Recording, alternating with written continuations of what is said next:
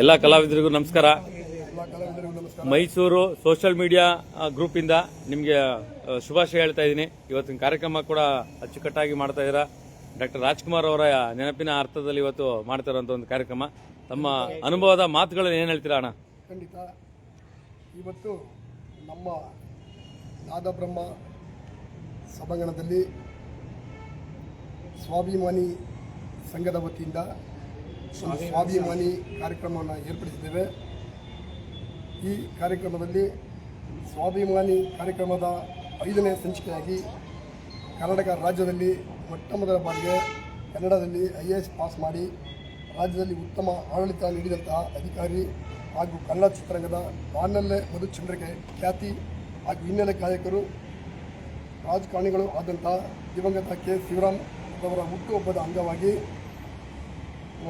ಮನೋರಂಜನಾ ಕಾರ್ಯಕ್ರಮವನ್ನು ಏರ್ಪಡಿಸಲಾಗಿದೆ. ಈ ಸಂದರ್ಭದಲ್ಲಿ ಕನ್ನಡ ಚಿತ್ರರಂಗದ ವರ್ಣತ ಡಾಕ್ಟರ್ ರಾಜ್ಕುಮಾರ್ ಅವರ ಅತ್ಯುತ್ತಮ ಕರಾಕೆ ಚಲನಚಿತ್ರಗೀತೆಗಳನ್ನು ಸಹ ಆಡಲಾಗುತ್ತದೆ. ಸಮಾರಂಭಕ್ಕೆ ಆಗಮಿಸುವಂತಹ ಗಣ್ಯರು, ಕಲಾಭಿಮಾನಿಗಳು ಎಲ್ಲರಿಗೂ ಸ್ವಾಭಿಮಾನಿ ಸಂಘದ ಪರವಾಗಿ ಸ್ವಾಗತಗಳು. ಈ ಸಂದರ್ಭದಲ್ಲಿ ನಮ್ಮ ಕಾರ್ಯಕ್ರಮಕ್ಕೆ ಆಗಮಿಸಿರುವಂತಹ ಎಲ್ಲರಿಗೂ ಲಘು ಉಪಹಾರವನ್ನು ಏರ್ಪಡಿಸಲಾಗಿದೆ. ಹಾಗೆಯೇ 60-65 ವರ್ಷ ಮೇಲ್ಪಟ್ಟಂತಹ ಕಲಾಭಿಮಾನಿಗಳಿಗೆ ಕುಳಿತಲ್ಲಿಯೇ ಸನ್ಮಾನ ಸಮಾರಂಭವನ್ನು ಸಹ 100 ಜನಕ್ಕೆ ಏರ್ಪಡಿಸಲಾಗುತ್ತದೆ. ಎಷ್ಟು ಜನ ಕಣ? 100 ಜನಕ್ಕೆ. 100 ಜನ ನಾದಬ್ರಹ್ಮದಲ್ಲಿ ಇದು ಇವರೆಗೂ ಯಾರು ಮಾಡಿದಾರಂತ ದೊಡ್ಡ ಕಾರ್ಯ. ಸಂಪೂರ್ಣ ಸ್ವಾಭಿಮಾನಿ ಸಂಘದ ಶಂಕರ್ ರವರು ಹಾಗೂ ಇಂಜಿನಿಯರ್ ರಾಜೇಂದ್ರ ರವರು ಮತ್ತು ಗಿರೀಶ್ ಅವರು ಸಹ ಸಮ್ಮುಖದಲ್ಲಿ ಕಾರ್ಯಕ್ರಮ ಏರ್ಪಡಿಸಲಾಗಿರುತ್ತದೆ.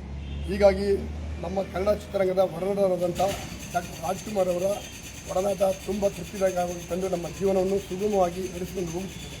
ಕಾರಣ ಅವರ ಚಿತ್ರಗಳಾಗಲಿ, ಅವರ ಆರೋಗ್ಯ ಭಾಗ್ಯಗಳಾಗಲಿ, ಅವರು ಮಾಡಿದಂಥ ಪಾತ್ರಗಳಾಗಲಿ ನಮಗೆ ಹೆಚ್ಚು ಜೀವನದ ಒಂದು ಮಾರ್ಗದರ್ಶನ ನೀಡಿಕೊಂಡು ಬಂದಿರುತ್ತದೆ.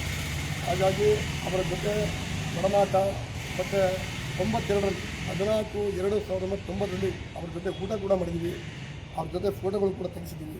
ಹಾಗಾಗಿ ಅವರ ನೆಚ್ಚಿನ ಹಾಡುಗಳು ಮತ್ತು ಅವರ ಅಭಿನಯಗಳು ಪ್ರತಿಯೊಂದು ಸಹ ನಾವು ಸಂಪೂರ್ಣ ಗಣನೆಗೆ ತಗೊಂಡು ನಮ್ಮ ಜೀವನ ಶೈಲಿ ರೂಪಿಸಿಕೊಳ್ಳಲು ನೆರವಾದಂಥ ಅಣ್ಣವರ ಕಾರ್ಯಕ್ರಮಗಳನ್ನು ಏರ್ಪಡಿಸ್ತೇವೆ. ಮುಂದೆ ಇದೇ ರೀತಿ ಏಪ್ರಿಲ್ 19 ಕೂಡ ಮತ್ತು ಜುಲೈ 21 ಕೂಡ 3 ಕಾರ್ಯಕ್ರಮಗಳನ್ನು ಹೆಚ್ಚು ಅಣ್ಣವರ ಹಾಡುಗಳು, ಅಣ್ಣವರ ಡೈಲಾಗ್ಗಳನ್ನು ಸಹ ಆವಾಗ ಸಂದರ್ಭದಲ್ಲಿ ಭರಿಸಲಾಗುತ್ತದೆ. ಹೀಗಾಗಿ ಈ ಒಂದು ಕಾರ್ಯಕ್ರಮಕ್ಕೆ ಕೈ ಜೋಡಿಸಿದಂಥ ನಮ್ಮ ಅಣ್ಣವರಾದಂಥ ಇಂಜಿನಿಯರ್ ರಾಜೇಂದ್ರಣ್ಣವರು ಮತ್ತು ಈಶ್ವರಣ್ಣವರು ಮತ್ತು ನಮ್ಮ ಅಕ್ಷರವರು ಮತ್ತು ಇನ್ನಿತರ ಸತೀಶ್ರವರು, ಗಿರೀಶ್ರವರು, ಇನ್ನಿತರು ಎಲ್ಲರೂ ಕೂಡ ಸಾಕಷ್ಟು ಅಂತ ಕೇಳ್ತಾ ನಮ್ಮ ಇದನ್ನು ಸಂಚಿಕೆ ಮುಂದುವರಿಸ್ತೀವಿ. ಅಣ್ಣ, ನೀವೊಂದು ಮಾತು ಹೇಳಿದ್ರಿ. ನೀವು ಹೇಳ್ತಾರೋ ಮಾತಿಗೆ ನಮಗೆ ಬಹಳ ಖುಷಿ ಆಗ್ತದೆ, ಮೈ ರೋಮಾಂಚನ. ಅಣ್ಣವ್ರ ಜೊತೆ ಊಟ ಮಾಡಿದ್ರ ಅಂತಂದ್ರೆ ಅದಕ್ಕಿಂತ ಸೌಭಾಗ್ಯ ಇನ್ನೇನಣ್ಣ? ಖಂಡಿತ ಅಣ್ಣವ್ರ ಜೊತೆ ಊಟ ಮಾಡಿದ್ದೀವಿ. ಹಾಗೆಯೇ ಕೂಡ ಅಂಥ ಒಬ್ಬ ಸೌಂದರ್ಯವಂತ ನಟನೆಯಲ್ಲ, ಜೀವನದಲ್ಲಿ ಕೂಡ ಅಂಥ ಒಬ್ಬ ಸೌಂದರ್ಯವಂತನ ಮತ್ತು ಆ ಒಂದು ಆರೋಗ್ಯವಂತರು, ಆ ಭಾಗ್ಯವಂತರು, ಹಾಗಾಗಿ ಮತ್ತು ಗಾಯನ ಕೂಡ ಪ್ರತಿಯೊಂದರಲ್ಲೂ ಕೂಡ ಅವ್ರನ್ನ ಮೀರಿಸಿದಂತೆ ಯಾರೂ ಇಲ್ಲ. ವಿಶ್ವದಲ್ಲಿ ಯಾರೂ ಸಹ ಅವ್ರಿಗೆ ಸರಿಸಾಟಿದಂಥ ಹೀರೋಗಳಿಲ್ಲ, ವ್ಯಕ್ತಿಗಳು ಸಹ ಇಲ್ಲ. ಇಂಥ ಸಂದರ್ಭಗಳಲ್ಲಿ ನಮ್ಮ ವಾಹಿನಿ ಬನ್ನೂರು ನಾಗರಾಜ್ರವರ ವಾಹಿನಿ ಮೂಲಕ ಒಂದು ಮಾತುಕತೆನ ಕೇಳಿದ್ರು. ಹಾಗಾಗಿ ನಾವು ಬಿಡಿಸಿ ಅವ್ರಿಗೆ ನಮ್ಮ ವಿಚಾರ ತಿಳಿದು ಅಣ್ಣ ಒಂದೆರಡು ಮಾತಾಡೋಣ ಅಣ್ಣ. ಅಣ್ಣವ್ರ ಜೊತೆ ನೀವು ಊಟ ಮಾಡಿದ್ರ, ಆ ಸಂದರ್ಭದಲ್ಲಿ ಏನೇನು ಮಾತಾಡಿದ್ರಿ ಅಣ್ಣ? ಅಣ್ಣವ್ರ ಜೊತೆ ಮಾತಾಡಿದ್ವಿ. ಅಣ್ಣವರು ಹೇಳಿದ್ರು, ನೀವು ಊಟ ಮಾಡಿಯಪ್ಪ, ಚೆನ್ನಾಗಿ ಊಟ ಮಾಡಿ, ದುಶ್ಚಟಗಳಿಗೆ ದೂರ ಆಗಬೇಡಿ, ಬಲಿಯಾಗಬೇಡಿ ಅಂತ ಹೇಳಿದ್ರು.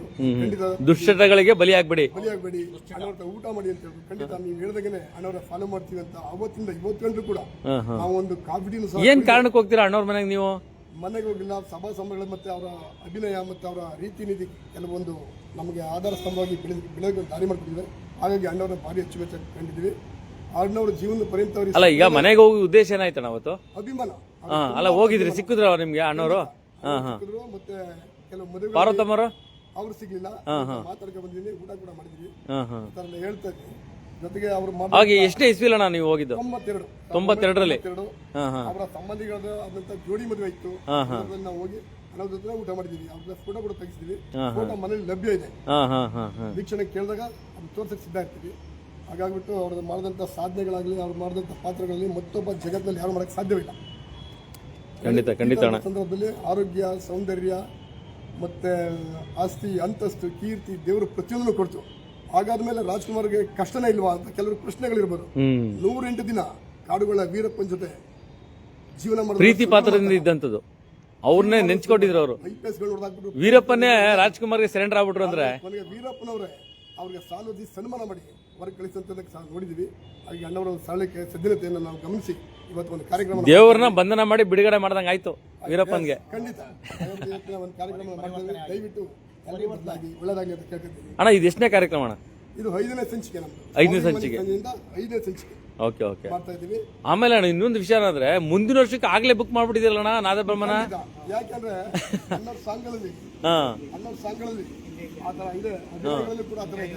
ಅವನ್ನ ನಾವು ಅವಾಗ ಕೆಲವರು ಪುಸ್ತಕಗಳನ್ನ ಓದಿ ಅಲ್ಲ ಈಗ ನೋಡಿ ಏಪ್ರಿಲ್ಗೆ ಎಲ್ಲಿದೆ, ಮೇ ಎಲ್ಲಿದೆ, ನಾವು ಬುದ್ಧಿ ತಿಳ್ಕೊಳ್ಬೇಕು ಅಂದ್ರೆ ಅಣ್ಣವ್ರ ಸಿನಿಮಾನೇ ನೋಡ್ಬೇಕು ನಾವು. ಕೆಲವರು ಪುಸ್ತಕಗಳನ್ನ ಓದ್ತಾರೆ, ವಿದ್ಯಾವಂತರಾಗಿರ್ತಾರೆ. ನಾವು ಅಣ್ಣವ್ರ ಸಿನಿಮಾಗಳನ್ನ ನೋಡಿ ಬುದ್ಧಿವಂತರಾಗಿದ್ವಿ. ಹಾಗಾಗಿ ಕೊಡಿ ಅಣ್ಣ ಅವ್ರಿಗೆ. 100ನೇ ವರ್ಷ ಇಲ್ಲ ನಾಮಕರಣದಲ್ಲಿ ಇವ್ರು ಮಾಡ್ತಾರೆ. ಹಾ ಹೇಳಿ ಹೇಳಿ ಹೇಳಿ ಹೇಳಿ. ಹಾ ನಾವು ಈಗಲಿಂದಲೇ ತಯಾರಿ ಮಾಡ್ತಾ ಇದ್ದೀವಿ. ಓಹೋ ಅದು 1929 ಇಸ್ವಿಗೆ ಅಣ್ಣ ಅಣ್ಣವರು ಸತ್ತು 100ನೇ ವರ್ಷ. ಹಾ ಹಾ ಹಾಗಾಗಿ ನಾವು ಹುಟ್ಟು ದಿನ ಬರ್ತಡೆಗೋಸ್ಕರ ಬರ್ತಡೆಗೋಸ್ಕರ 2029ಕ್ಕೆ ಅಣ್ಣ ಇನ್ನು 4 ವರ್ಷ ಇದೆ. ಈಗಲಿಂದಲೇ ಪ್ರಿಪೇರ್ ಅಯ್ಯೋ ಅಯ್ಯೋ ಮಟ್ಟದಲ್ಲಿ ಮಾಡಬೇಕು ಅಂತ ಆಸೆ ಪಟ್ಟಿದ್ದೀವಿ. ಅಣ್ಣ ಇಡೀ ಕರ್ನಾಟಕ ನೋಡ್ತಾ ಇದೀಯ ನಿಮ್ಮ ಮಾತು. 4 ವರ್ಷಕ್ಕೆ ಈಗಲೇ ಪ್ರಿಪೇರ್ ಮಾಡ್ಕೊತಾ ಇದೀರಿ ಅಣ್ಣವ್ರು ಹುಟ್ಟುಹಬ್ಬಕ್ಕೆ ಅಂದ್ರೆ. ಏನೇನ ವೈಭವ ಏನೇನ್ ಮಾಡ್ತೀರಾ ಅಂತ ಮಹಾನುಭಾವರನ್ನ ಮಾಡ್ಲೇಬೇಕು. ಏನೇನ್ ಅನ್ಕೊಂಡಿದೀರಾ ಮಾಡ್ಬೇಕು ಅಂತ? ಅವರ ವೈಭವ ತಕ್ಕಂತೆ ಈಗ ಮಾಡದಲ್ಲ ಹೆಚ್ಚಿನ ಮಟ್ಟದಲ್ಲಿ ಮಾಡ್ಬೇಕು ಅಂತ ತುಂಬಾ ಆಸೆ ಇದೆ. ಗಾಯನ ಕಾರ್ಯಕ್ರಮ. ಒಂದು ತಿಂಗಳು ಅಣ್ಣ ನನಗೆ ನಿಜವಾಗ್ಲೂ ಆಶ್ಚರ್ಯ ಆಗ್ತಿದೆ. ಒಂದೊಂದ್ ಕಡೆ ಪರಿಕಲ್ಪನೆ ಮಾಡಕ್ ಆಗ್ತಿಲ್ಲ. ನಾದಬ್ರಹ್ಮನ 1 ತಿಂಗಳು ಸತತವಾಗಿ ಬುಕ್ ಮಾಡ್ಕೊಂಡು ಇದು ಮೈಸೂರು ಮಾತ್ರ, ಬೆಂಗಳೂರಲ್ಲಿ ಈಗಲೇ ನಾವು ಸ್ಟಾರ್ಟ್ ಮಾಡ್ಬಿಟ್ಟಿದ್ದಾರೆ. ರಾಜ್ಕುಮಾರ್ ಅಭಿಮಾನಿಗಳ ಸಂಘದವರೆಲ್ಲ ಕಂಪ್ಲೀಟ್ ಆಗಿ. ಹೌದಣ್ಣ. ನಮ್ಮ ಇಲ್ಲಿಗಿಂತ ಬೆಂಗಳೂರಲ್ಲಿ ಇನ್ನೂ ಜೋರು. ಅಲ್ಲ 2029ಕ್ಕೆ ಅಣ್ಣವ್ರ ಹುಟ್ಟುಹಬ್ಬಕ್ಕೆ 100 ಇಯರ್ಸ್ ಆಗುತ್ತೆ. ಹಾಗಾಗಿ 1 ತಿಂಗಳ ಕಾಲ ಈ ನಾದಬ್ರಹ್ಮದಲ್ಲಿ ಆ ಒಂದು ಕಾರ್ಯಕ್ರಮನ ಹಮ್ಮಿಕೊಂಡಿರುವಂಥದ್ದು. ಏನು ಆಶ್ಚರ್ಯ, ಬಹಳ ವಿಶೇಷವಾಗಿ ಏನ್ ಹೇಳ್ತೀರಾ ಈ ವಿಚಾರವಾಗಿ ಅಣ್ಣ? ಅಲ್ಲ ನನಗೆ ಇಲ್ಲ ನಮ್ಮ ಅಣ್ಣವರು ಇಲ್ಲ ಅಣ್ಣ ಮಾತಾಡೋಣ. ಮಾಡಬೇಕು ಅನ್ಕೊಂಡಿದ್ದೀನಿ. ಓಕೆ ಓಕೆ ಮಾಡಬೇಕು, ಮಾಡ್ತೀವಿ ಖಂಡಿತ. ಅದಕ್ಕೆ ಎಲ್ಲಾ ಜನಗಳ ಒಂದು ನನ್ನ ಪ್ರಕಾರ ನಾನ್ ತಿಳ್ಕೊಂಡಿರೋ ಪ್ರಕಾರ ಮೈಸೂರಿನಲ್ಲಿ ಒಂದು ಹಿಸ್ಟಾರಿಕಲ್ ಆಗ್ಬಿಡುತ್ತೆ ಇದು ಅಲ್ವಣ. ಇದೇ ಒಂದು ಇತಿಹಾಸ ಉಳ್ಕೊಂಡ್ಬಿಡುತ್ತೆ. 1 ತಿಂಗಳು ನಾದಬ್ರಹ್ಮ ಬುಕ್ ಮಾಡ್ಕೊಂಡು ಬರೀ ಅಣ್ಣವ್ರ ಹಾಡುಗಳು ಅಂತಂದ್ರೆ ಅದು ಆಶ್ಚರ್ಯ ಮೇಲೆ ಪರಮಾಶ್ಚರ್ಯ. ಇವತ್ತು 100 ಜನಕ್ಕೆ ಸನ್ಮಾನ ಇದೆ. 65-70 ವರ್ಷ ಮೇಲ್ಪಟ್ಟ ಜನಕ್ಕೆ ಕುಳಿತ ಜಾಗದಲ್ಲಿ 100 ಜನ ಸನ್ಮಾನ ಮಾಡ್ತಾ ಇದೀವಿ. ದಯವಿಟ್ಟು ಅದೆಲ್ಲ ಸಹಕರಿಸಿ ಅಂತ ಕೇಳ್ಕೊತೇವೆ. ಓಕೆ ಥ್ಯಾಂಕ್ ಯು ಅಣ್ಣ. ಮಹೇಶ್ ಅಣ್ಣ ಒಂದು ಅಣ್ಣವ್ರ ಕಟ್ಟಾಭಿಮಾನಿ ನೀವು ಕೂಡ, ನಮ್ಮ ಬನ್ನೂರು ಮಹೇಶ್ ಅಣ್ಣ. ಏನ್ ಹೇಳ್ತೀರಾ? ಯಾಕಂದ್ರೆ 1000 ಜನ 1000 ತರ ಹೇಳಿದ್ರು ಅಣ್ಣವ್ರಿಗೆ ಅದು ಕಮ್ಮಿನೇ ಅದು. ಹಾಗಾಗಿ ಹೇಳಿ. ಇವತ್ತು ನಮ್ಮ 3760 ಕೆ ಶಿವರಾಮರವರ ಸ್ಮರಣಾರ್ಥವಾಗಿ ಒಂದು ನಾದಬ್ರಹ್ಮ ಸಭಾಂಗಣದಲ್ಲಿ ಒಂದು ಕಾರ್ಯಕ್ರಮ ಹಮ್ಮಿಕೊಂಡಿದ್ದಾರೆ. ಕೆ ಶಿವರಾಮ್ ಅವರ ನಮ್ಮ ಒಡನಾಟವು ತುಂಬ ವರ್ಷಗಳ ನಂತರ ಸುದೀರ್ಘವಾಗಿತ್ತು. ಅವರ ಒಂದು ಅಕಾಲಿಕ ಮರಣ ನಮಗೆ ತುಂಬ ದುಃಖ ತಂದಿದೆ. ಅದರಿಂದ ಅವರ ನಮ್ಮ ಒಡನಾಟ ಚಿರಸ್ಥಾಯಿವಾಗಿ ಆದ್ದರಿಂದ ಈ ಒಂದು ಕಾರ್ಯಕ್ರಮವನ್ನು ಇವರು ಕೆ ಶಿವರಾಮರ ಸ್ಮರಣಾರ್ಥವಾಗಿ ಒಂದು ಕಾರ್ಯಕ್ರಮವನ್ನು ಹಮ್ಮಿಕೊಂಡಿದ್ದಾರೆ ನಾದಬ್ರಹ್ಮ ಸಭಾಂಗಣದಲ್ಲಿ.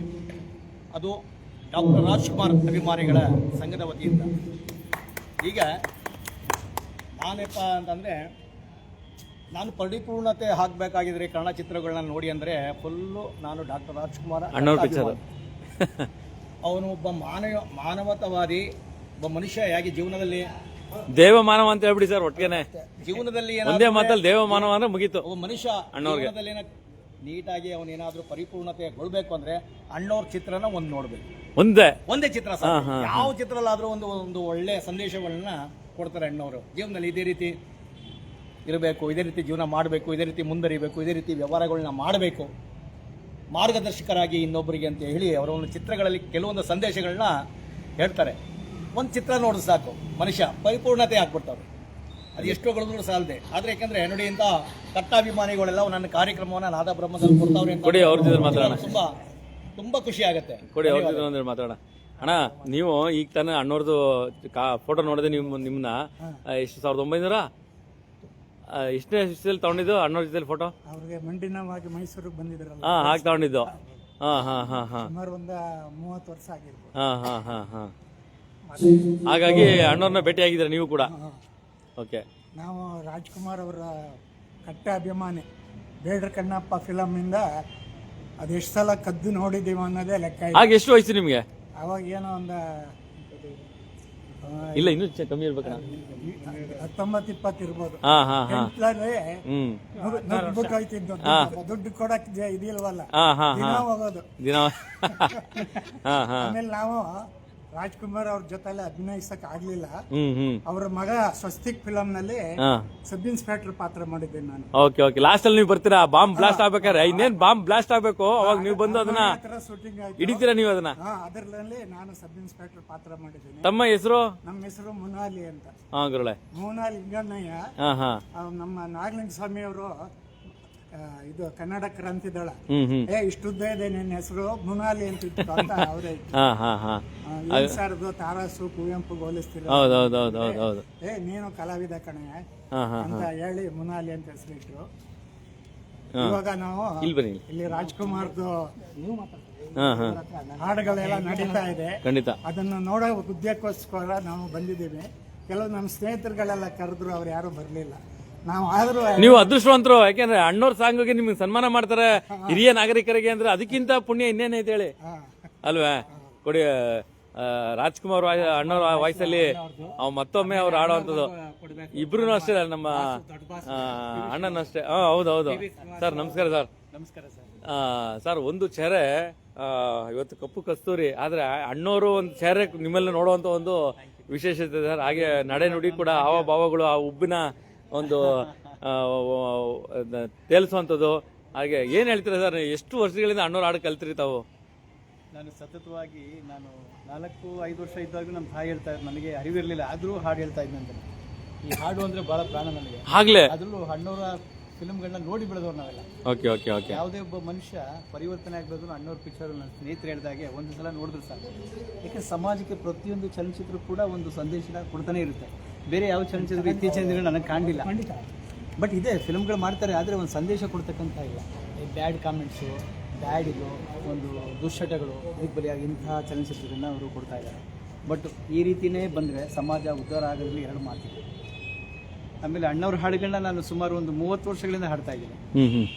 ಅಣ್ಣ, ನನ್ ಡೌಟ್ ಇದೆ, 30 ವರ್ಷದಿಂದ ಆಡ್ತಾ ಇದ್ದೀರಾ ಅಂದ್ರೆ ಹಾಗೆ ನೀವು ನೋಡ್ಕೊಳ್ಳೋದೇನೆ ಆಡ್ತೀರಾ ಅಂತ ನಂಗೆ ಗೊತ್ತೇ ಅನ್ಸುತ್ತೆ.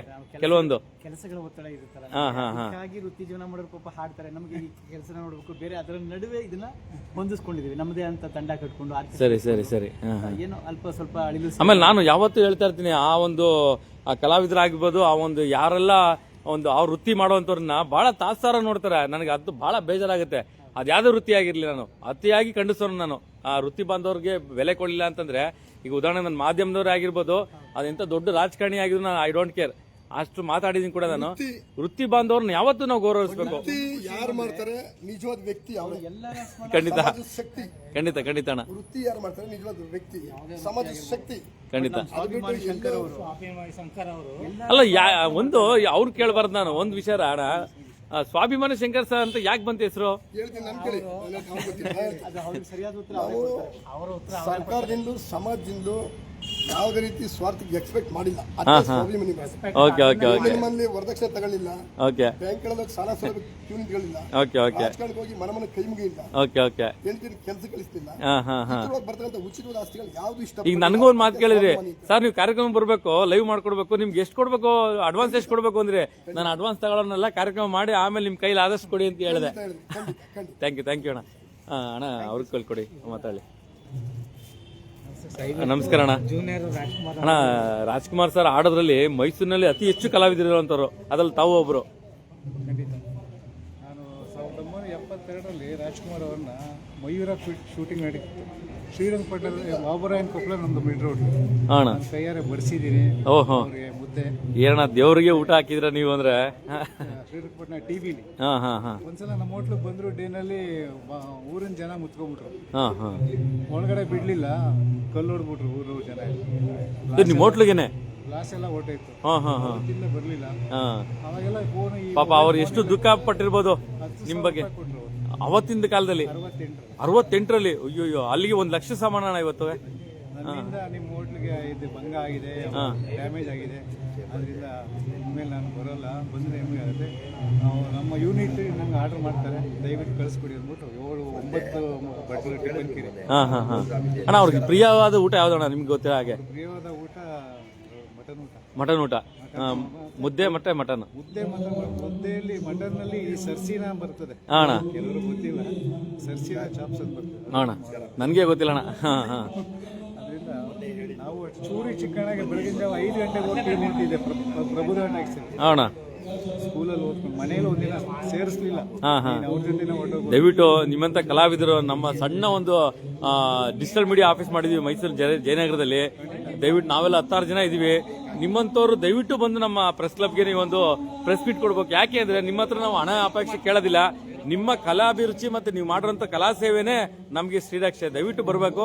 ಮತ್ತೊಮ್ಮೆ ಮಾತಾಡೋಣ, ಸಮಯ ಅಭಾವ ಕಮ್ಮಿ ಇದೆ. ನಮಸ್ಕಾರ ಸರ್, ಬನ್ನಿ ಸರ್, ಹೊರಗಡೆ ಬನ್ನಿ ಸರ್. Okay, thank you.